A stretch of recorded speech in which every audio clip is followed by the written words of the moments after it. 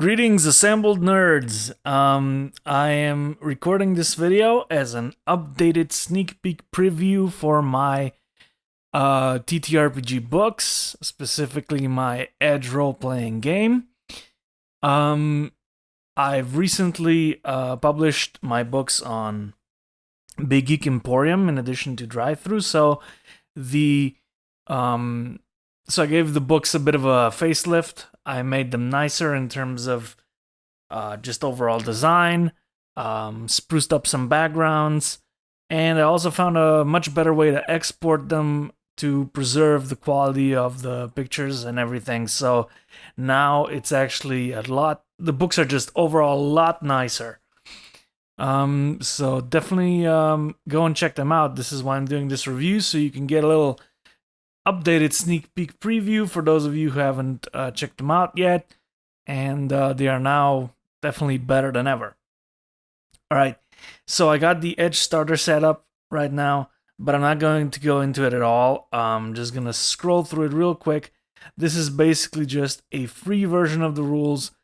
The reason why I'm not going through it is why I'm not going through this is because it's free. So just go out and get it, so you can check it out in its entirety for yourself. If you're not sure on if you want to commit some cash to my products. So let's jump into the first pay title. This is the core rules. This is basically the rules for all my settings.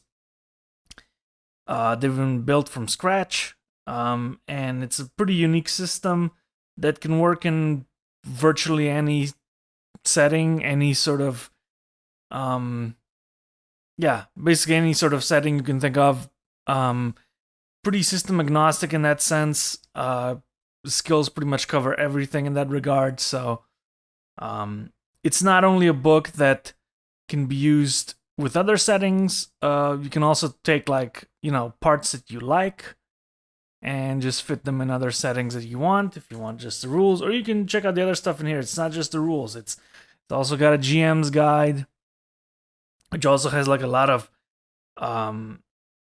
just sort of a lot of advice for GMs in general. So the first thing in this book is just like an overview of the settings and the timelines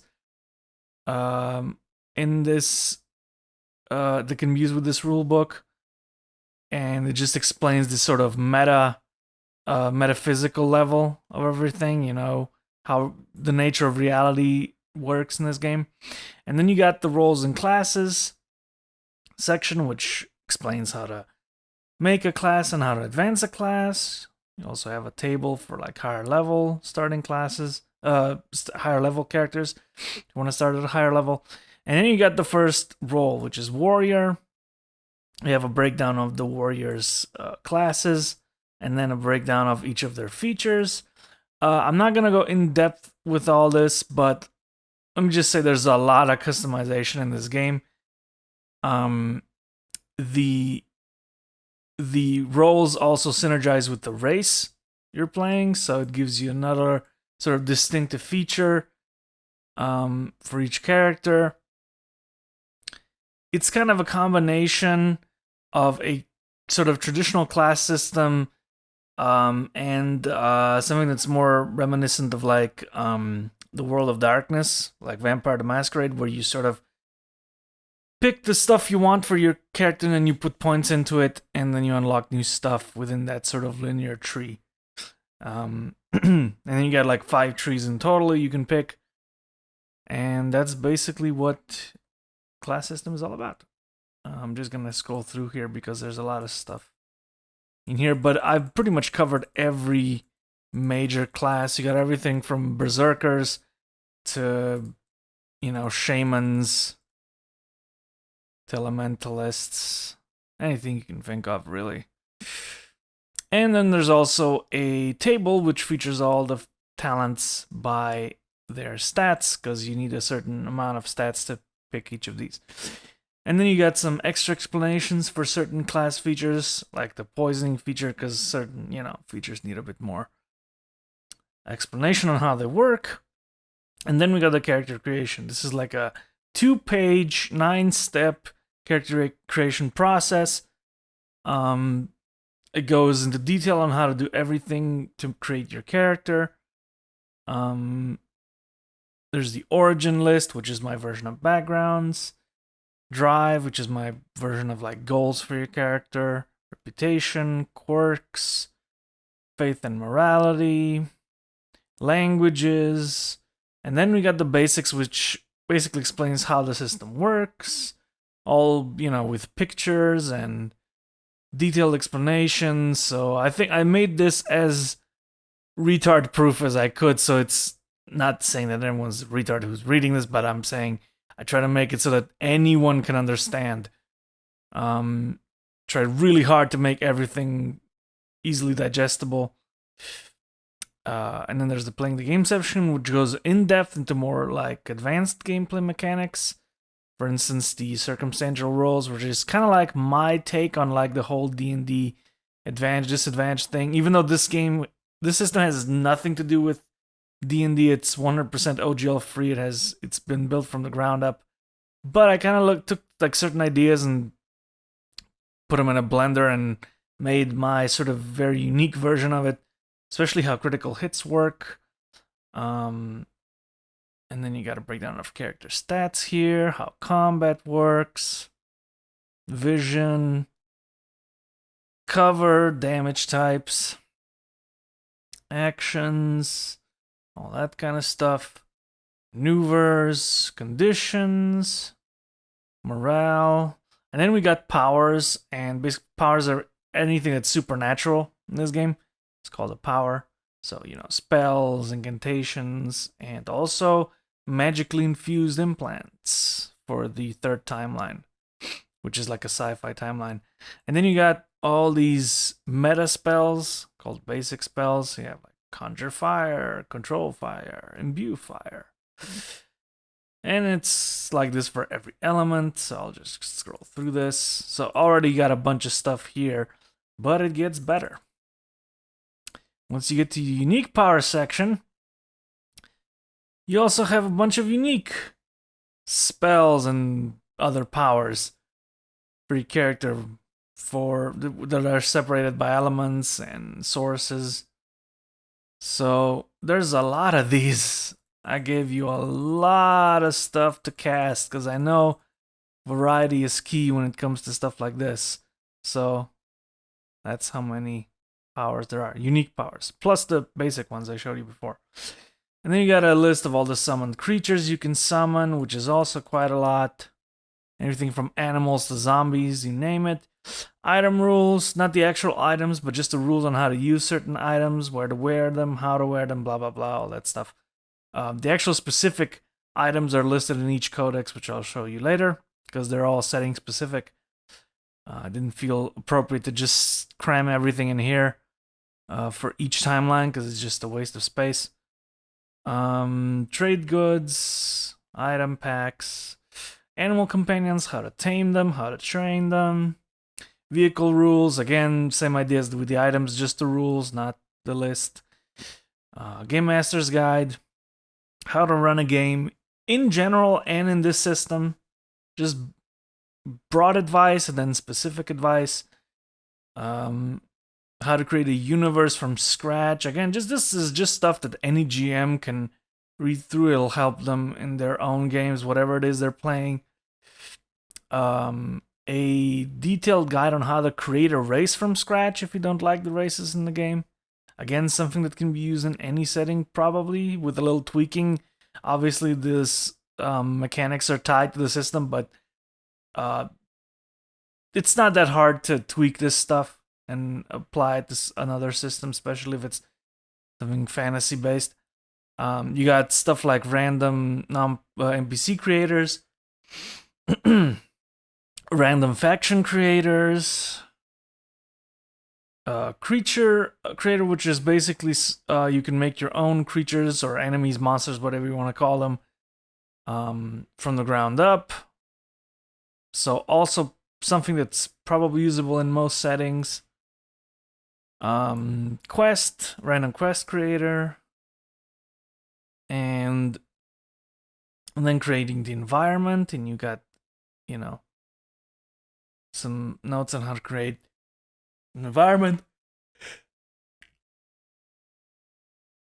Got the travel pace, all that kind of stuff, weather, obscurement, hazards, and this is something that you can use in almost any game. I got a comprehensive list of hazards and diseases and how they work, including radiation. This has actually made radiation very, very specific. And it's very realistic in terms of how it's applied. I did a lot of actual research for this. And you can use this pretty much in any setting. Diseases, got a whole bunch. You got the mental ones, everything from addictions to schizophrenia. You got physical diseases, everything from arthritis to STDs. Suffocation rules, falling damage rules, time, sustenance and resting, how to find shelter, how to rest, types of rests, sustenance, exhaustion, again, something that can be used in any setting. Exploring the environment, how to make exploration fun, how to create encounters, mass combat, and also, because a lot of these rules kind of omit mass combat rules. I added them here as well because, sometimes you want to do a little wargaming in your RPG. That's where its roots are, after all. And then you got the last section, which is objects and resources, which is just a crafting section, basically, and a downtime activity section on what you can do between sessions. And that is it for the book. The last thing that's in here is a GM screen. It's just a regular, white background GM screen. The reason I did this way is because you can print it out and just stick it in the inside of your GM screen. And it's printer friendly, so I didn't want to put a lot of background stuff on this. So it's easy to print. And then you got the character sheets themselves. You got the character sheet here. That's 3 pages. The last page is just for the powers, if you have them. And there's also a pet sheet for your pets, a construct sheet for your constructs, a vehicle sheet for your vehicles, a spacecraft sheet for spacecraft if you're playing the third timeline, and a creature sheet for your enemies and NPCs. So, chock full of content, 306 pages. It costs about $5. So, I really think you get a lot of content for that amount of money. So, definitely, I hope you like this and go and check it out. Now let's jump into the first codex. This is Gaia, the fantasy timeline. So anyone who's familiar with medieval fantasy, this is it. Although with some tweaks and definitely not a lot of tropes in this timeline. I tried to avoid a lot of the cliches that are done in most fantasy settings, like, in a lot of D&D clones. We have D&D. We have that setting. I want to create something new, something that's unique and has unique races and a unique history and a unique world. So basically, I'll just scroll through this and give you a little bit of condensed timeline of this setting. So Gaia is basically a war-torn world where everything is sentient, almost. Pretty much the ground is sentient. The world itself is one giant elemental. It's basically Mother Nature brought to life, like literally. Like sentient rocks can be, just regular rocks on the ground can be sentient. A hill can be sentient. A mountain. So it's just like this crazy place where you don't know what's gonna jump at you. And it's also a place where you have a lot of animal anthropomorphic races, like you can see here, Viziers, Orans, Ferals, Beastborn. Now, this isn't the whole furry aesthetic. That's the opposite of what I was trying to go for. It's more of a bestial sort of aesthetic. they're more so you know, you got a lot of these different races you can play, even elementals. You can play an earth-like elemental made out of different things like vine or stone or earth. So yeah, this is a world where magic has gone awry. Basically, magic is like everywhere. Um, Basically, it's been heavily expired, heavily not expired, heavily inspired, by Planescape, which is one of my favorite D&D settings. Now there's no alternate planes in this universe except for the ether, which is kind of like this all-encompassing, sort of void around reality. But you know, despite that, there's no planes really. But what I did was I basically took like a bit of the craziness in each of those planes, and I just sort of put everything into the world, so that everything's sort of on the same planet. So imagine Planescape, but like, you know, going from one area to another might be almost as different as going from one plane to another in Planescape, if that makes sense.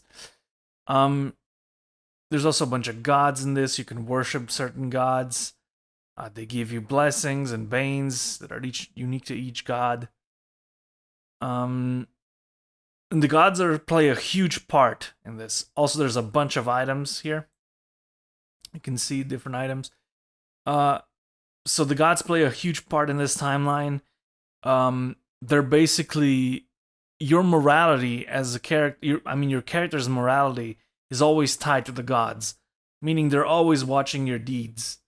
Whereas reputation is just something that, you know, the world knows about you. But the gods are always watching, and then they, you know, if you get like really good in terms of your virtue or really bad in terms of your corruption, they might interfere and basically bless you or curse you. And a lot of, you know, just a lot of the mythology, a lot of the stuff in the game is just tied to them. So gods play a big role in this setting. As far as the creatures go, which I'm going through now, there's a lot of crazy stuff in this. Again, I try really hard to avoid the tropes. There is no such thing as orcs, elves, dwarves, not even humans. Although there's always a race that's kind of like the baseline human-like race. If you don't want to, you know, deal with any of the more, I don't know how to put it, sophisticated races. If you want something simple to play, they're just like the baseline. This is like the baseline quote unquote human race, even though they're not actually human, but they look very similar. Yeah, and then you have creatures by DR list and also alphabetically sorted. And then you have a random encounter list at the end of each codex, which, you know, gives you some random encounters to throw at your characters. And you always got 2 tables at least. This one's for land and for sea. So that's it, and let me show you the map at the end. So this was hand drawn. Made this map from scratch, like the rest of the book. So as you can see, just everything's war-torn. So let me just give you an example of how magically infused this world is. This whole world used to be one continent. There were no islands, nothing. It was one big continent, one universal landmass that was, and the planet was created by the gods as an experiment, so it wasn't naturally formed. It was designed. And look at the way it looks like now. It's because magic has gone awry. And it's literally split the continents. So, just a crazy place to have your campaigns. Lots of cool stuff. Anything that's named on these maps, anything that has a name, has a short description in the book. Short to a medium description. So you always can check where your players are going to get an idea of what's there. So that's it for this codex. Again, $4 for this codex, 165 pages, chock full of content, a lot of stuff you can transform into a different fantasy setting. So hope you check it out. Now let's jump forward to the next one. Unity. This is the dystopian, post-apocalyptic, Fallout-inspired timeline, which is actually Gaia. So the planet in the first timeline that I showed you in this codex, 3,000 years in the future. So it's the same planet, but a planet where magic, instead of going awry, has now gone the other direction, where it has been almost completely sucked out of the planet and its people and its creatures. So it's like a different sort of. So that was the apocalyptic event. There wasn't a nuclear war or anything, but that was the apocalyptic event. So it's like a low magic, post-apocalypse dystopian setting. So again, I'll explain a little bit about this world. So, the reason why Gaia was so infused with magic, is because there was an event called the Great Ascension where an enigmatic figure called the Great Old One. God, I forget my own characters. The Fallen One basically ascended down onto the planet as this almost godlike figure, and then just imbued almost everything with magic, and then left for no specific reason. And then in this timeline, he came back and did the exact opposite, because some suspect he saw the mistake of doing everything with magic, so he overcorrected and then sucked out most of the magic. And that brought its own problems. And so, because he did that, everything changed, not just the people. The mages that were taught this. So basically, he wasn't actually the one who did this.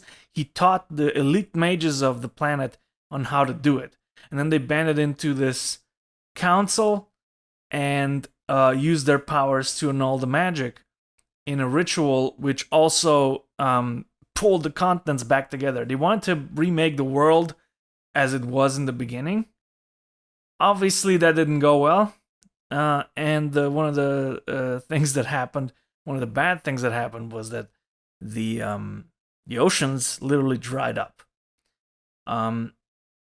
And it was a side effect of the ritual. And now, instead of having an ocean around the singular landmass, there's just a massive wasteland with a few sort of pools of water that factions fight over. Now, I said this is a post-apocalyptic setting, and it's also a modern setting because it's 3,000 years in the future, so there's guns and everything. So think Fallout with a low magic sort of setting tacked onto it, minus the whole nuclear holocaust thing. But definitely has like the same sort of raider vibes in the wasteland, and the mainland is more like dystopian authoritarian sort of gameplay. So it's like a modern setting with a lot of just think maybe if you played Half-Life, like the second one, like how the Combine basically controls humanity, kind of similar to that, except even crazier because there's a lot of genetic experimentation done in this timeline. So there's a lot of races that are genetically altered, like spliced from different races of the past.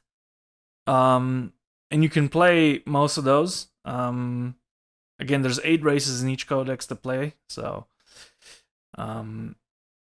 yeah, there's a lot of crazy stuff in this. I like craziness. I like sort of, I guess it would be called gonzo fantasy, although this is not, I wouldn't call it fully gonzo because it's not that crazy. It's just like, it's got certain, it's definitely in that realm. I wouldn't say it's full gonzo. It's not like Dark Sun or, Chalt or something like that. But it's definitely in that realm. It borders on that realm, let's put it that way. But it's still grounded in many ways. You have vehicles here. There's just so much stuff in these books. I tried to make it so that The setting itself has got a lot of stuff you can use, but you can also use this stuff in other games. So again, each of these books, I think, can be used setting agnostic with little to medium amounts of work depending on where you're trying to fit it in. But, you know, just lore-wise, you can use a lot of this stuff. So yeah, there's quite a lot of creatures to throw in. There's usually about 50 to 60 creatures in each codex. You know, you can always make more. There's the core rules shows you how to do this. And you also got the random encounters. Again, of course. This one is separated mainland and wasteland instead of land and sea. And then got the map. So remember how the previous map, there was an ocean around this, and then everything was sort of split up into islands? Well, like I told you, the ocean's dried up. So this is just the wasteland. This is like basically the seabed, the former seabed. So it's full of like canyons and quote unquote mountains, and you know, and little pools of water that have remained, which are kind of like where the factions have put their bases because they want to survive in the wasteland because the mainland pushed them out. So this whole mainland is ruled by one regime, one dictatorial autocratic regime. And yeah, obviously there's a lot more to this setting, but that's kind of the gist of it. That's kind of like the sneak peek preview of it. So yeah, again, $4 for this feels like a fair price. Pretty good bargain if you ask me. And then you got the final timeline, the Omniverse. So this is the space, outer space that's around Gaia/Unity, about 9,000 or so years in the future. So it's a sci-fi spacefaring setting. And I'll give you a little background on how stuff works here. So remember how I told you that in Gaia's setting, magic was sort of introduced, 6,000 years. I kept changing this number, so you'll have to forgive me. Or was I? Yeah. So, remember how I said in the first timeline, the Fallen One came to Gaia and imbued everything with magic? Well, turns out that didn't just remain contained on Gaia. That shockwave of magical ascension rippled from Gaia all the way around in the universe. And it also, in one of the things it did, it attached itself to certain astronomical anomalies. So there's like anomalies in space here that are magically infused. So if you see a quasar, it might not just be a normal quasar. It might be a lot crazier than that, because there's the element of magic introduced into it. So this is a high magic sci-fi setting. High magic sci-fi spacefaring setting. And that shockwave that rippled out also created new races. There was an event timeline in the first 10 pages you can actually read that shows you what kind of races were born as a result of this. A lot of them are actually playable. You can play a lot of, in terms of the races included, this setting has the craziest races, craziest in terms of how unique they are. Because you can play anything from a telepathic alien to a corporeal elemental. So an elemental that has used sheer willpower to turn corporeal, all the way up to a robot that has a machine spirit. So again, trying to avoid tropes and try to make something new. The religion section I'm scrolling through right now actually has all the religions of the Omniverse. So there's a lot of them, so it's a pretty long section because there's a lot of beliefs out there. So this setting is like there's a lot of factions vying for control, but the thing is, The map I'm going to show you at the end is only the known Omniverse. So it's only the charted Omniverse. That's how you want to put it. Which means that the outer borders of that map is what's called deep space. So it extends in nearly infinite directions from that point. But it's uncharted. So if you want to have a, a Star Trek Final Frontier, let's explore what's in deep space kind of campaign, you can definitely do that. Because there is just some guidelines for deep space, but there's, it gives you an idea of what's there or what could be there, but it gives a lot of freedom to the GM to just decide what actually is there. It's a very sandboxy, open, non-defined area, but the known Omniverse is more defined. So you got two worlds, essentially. You can be like, you can use the stuff that's already charted down and explained and have a campaign in that. Or you can, go into the unknown. Whichever the players want. Again, lots of cool creatures here. You got swarms of drones. You got zombie space raiders. You got cannibal raiders. You got cybernetic warriors, droids, weird creatures, sentient star clouds, all kinds of crazy shit. And you got void horrors, can rip through halls like butter. And then you got random counters, of course. This time it's segmented into space and terrestrial. The terrestrial ones are ones that I thought you can use on pretty much any planet. Obviously, every planet is different, but this is something that, potentially could happen on any planet. So you got both of these random encounter tables. And now the map.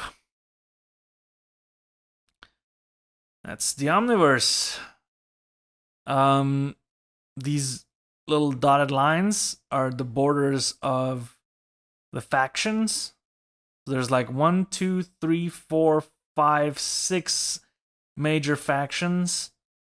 7 actually, or 8 if you count these two. And there's minor factions like pirates. There's 3 pirate factions.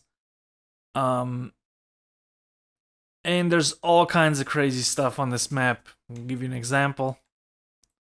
This is called the Cosmic Wound. This is literally a hole in space-time. So if you go through this, you end up in the ether. So just to give you an idea of how crazy stuff is in this universe. So yeah, all kinds of cool factions. Now, this is incredibly printer intensive if you wanted to print this out, so I also made a printer friendly version. So if you want to give the map to your players, I made this one as well, where I just inverted the colors so you can print it out more easily. And that is it for the timelines. That's it for the codexes. Again, $4 for this one.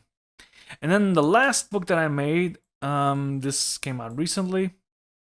It's called the Tome of Guidance. This is a campaign guide for Gaia setting, but it's also got something that can also be used system agnostic. It has a lot of cool stuff for any fantasy setting. First, there's a list of terms and phrases that are used on Gaia, put you more into the to immerse you more in the setting. There's a campaign guide. Again, this can be used as an fantasy agnostic campaign guide, or as the official one for Gaia. I just put in a lot of useful advice for fantasy setting GMs in general. An example quest on how to build one, how to put twists in it, possible resolutions, how to just, if you're starting out as a GM in any fantasy setting, this can help you out.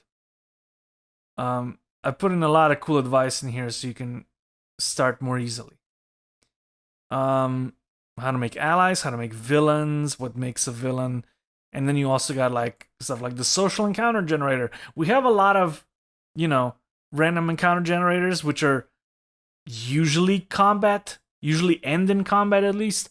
This is a social encounter generator. This is something that's just happening. Like, for instance, roll a few d20s, and let's say you got a guard and a priest, and the act is pleading. So let's say the priest is pleading the guard for something, or let's say provocation. Let's say a priest. Let's say a barkeep is provoking an apprentice for whatever reason, and it also determines how many people are involved.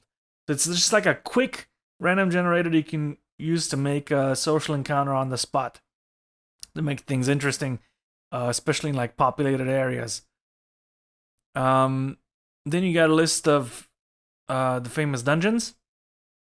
Again, you can probably move these dungeons to any fantasy setting. Excuse me. Then you got Valorant's Tomb, which is basically a one-shot that's included with the starter set. Oh yeah, I can mention this. The starter set actually has 3 one-shots, one for each setting you can use to get in to try the game out. So this obviously references it because it's a level 1 setting. And level 1 dungeon, my bad. Level 1 adventure, as it were. One shot. And then there's also a level 1 to 3 actual adventure at the second part of this book. So you have an actual adventure in this book, again, which can be modified and transposed into a different fantasy setting without too much work. In fact, very little work. The only thing you would have to do is change the stat blocks a bit. But I'll show you how that's not that big of an issue later on. So it shows you how to come up with quests, how to design quests, different quest types, quest structure, how to afford reputation, how can it affect morality. Lurker's Companion. This is so Lurker is Gaian slang for wanderer, vagabond, adventurer, whatever. So this is kind of like a guide on where you can rest in the world, how you can travel around, different demographics for different factions, the customs of different factions, what's expected of you in each territory. Then you have faction origins. So if you like the game,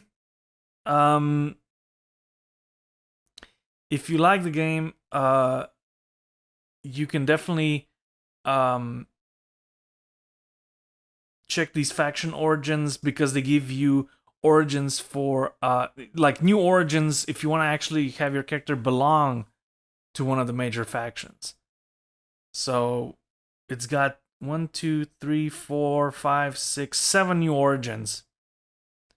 So the 6 origins are for the major factions, and the last one is pirate.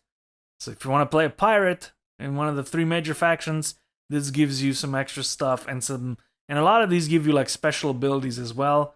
Some of them give you tattoos or like a special token or something. Just some cool stuff. And then you got the capital cities. So this is where so this is the map and the breakdown of each capital city for each major faction. Again, you can probably use this map in this city as if you want to just pop it into your own world. It's got a breakdown of what the city's like, its statistics, and then a breakdown of like the districts, the law, and then its most famous landmarks, points of interest. And then you got Seratis, which is kind of like it's the capital for the Beastborn, which are kind of like the sentient beasts, or like humanoid beasts. And you got like all these different capitals. Some of them are pretty crazy. This one, for instance, is built on the inside of a volcano. in 3 different floors. This entire city is built inside of a tower. This entire city is built underwater with a magical pocket of air floating above it, making it so you can breathe down there. And then you got again something that can easily be used in different settings as well, which is anomalies. These are magical anomalies. So you can see you got fire, water, air, earth, and life, astral, death. So these are different types of anomalies that can appear in the world. Again, this is something that's native to Gaia, but again, you can use this idea and just plop it into your own setting because they're pretty cool because you can use elemental anomalies as something as kind of like a like a catalyst to spice things up. For instance, the elemental anomalies change the environment of where they're in. So if you got like a fire anomaly, it'll change the weather, it'll change the ground, it'll change the elementals around it. And also, if you got players who are playing elementals, it'll also start changing them if they stay there for too long. As for the mystical ones, they don't change the environment, they change biological creatures. So, you know, you can turn people into zombies or undead. And then you also got weather, random weather table here. You got all the basic weathers, you know, all the real life weathers. But then you got also the crazy Gaian weathers. So white rain, blue snow, magical aurora, red snow, black rain, acid rain, firestorm, lightning tornado, etc. Then I expanded the whole random encounter thing by adding 6 more random encounter tables. They're not as big as the ones in the Codex, but each one only has 12 encounters, but they're separated by specific subregions on Gaia. So stuff that makes sense for that region. So you got a lot more random encounters here based on where the characters are. So you can combine these random encounter tables with the ones in the Codex for even more random encounters. You got the treasure table, treasure section with treasure tables. This is very similar to like the DMG guide for D&D. You know, you got different tables, item table A, B, C, D, whatever. Say, okay, party level 4, let's roll 1d4 from item table B and 1 from C. You know, and that comes up with a treasure hoard. And this is, of course, all the unique items, all the magical items in the game. Just a list of them. See if what the party finds in the game world. And then we come to the actual Elder Chronicle. This is the adventure that I mentioned. So the first part of the book is like 58 pages, and the rest of this adventure up to page 95, so about 30 or so pages, is the actual adventure. This adventure is for level 1 to 3. It takes about 3 to 5 sessions to complete. It's a level 1 adventure. You know, level 1, level 2 is best in terms of character levels. But again, this is something you can easily transpose into something like D&D. Because it also takes place in a very obscure sort of area in the mountains, in like the far north. So it's a very isolated region. So you could plop this into most settings without affecting much anything else. Or, you know, if you want to, you can just affect stuff around it if that's what you want to do. But it's basically an adventure about a mystical tomb that is described in an ancient tome called the Elder Chronicle. And there's this giant, basically, who wants to retrieve the artifacts that are listed in this book. And he wants to make sure that they don't fall into the wrong hands. And of course, there are a lot of characters that want to have the same thing for different reasons. And it's a very classic adventure when you think about it. You're just hunting for some magical items, but they have a significance to them. Or they can just be, items of power that you want to use and become more powerful. I've, like all of my adventures or one-shots, I have a very open-ended approach. You can be the classical hero and save the day, or you can be everything up to a evil villain who wants everything for themselves, and you know, the adventure won't break. You can do whatever the hell you want in this. No one's essential. Complete stuff however you want to. And it's got a lot of cool locations, abandoned towers, you know, mystical caves, frozen dungeons. Just like, I wanted to go pretty classic with this one in terms of just themes. Although, you know, in terms of lore, definitely a bit more crazier than something like what you would see in a D&D game. And then let me show you. Oh yeah, so I mentioned these stat blocks. I'll come and how to transpose them into different settings. So the stat blocks that I made for this game in general were kind of reminiscent of like D&D 5e stat blocks. I didn't copy it, but I kind of had the same design principle in mind, as you can see. So you could probably just tweak some stuff here. If you read the rules just well enough to know what these mean, like so you know what focus is, you know what stamina is, you know how scores work in this game because they're more like ratings than scores, you would know what this kind of translates into. Again, it won't be perfect, obviously, but you know, it'll be good enough, I think. And there's not that many different creatures in this setting. These are mostly just NPCs that you generally, you know, don't find unless you want to. So yeah, this I think is a pretty nice little book that you can get for another $4. It pairs well with the Gaia Codex, which is what it was initially meant as, just an extended supplement. But again, just something that any fantasy GM might find something worthwhile in. All right, I've gone on long enough. It's hard to do these things fast, especially because there's 6 books, well, 5 plus the starter set.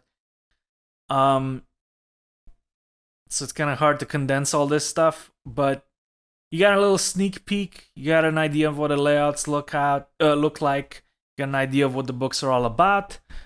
So I hope this is enough to at least convince you to give this a try. Yeah. Hope you're gonna give this a try, and yeah, check out the next video when it comes out.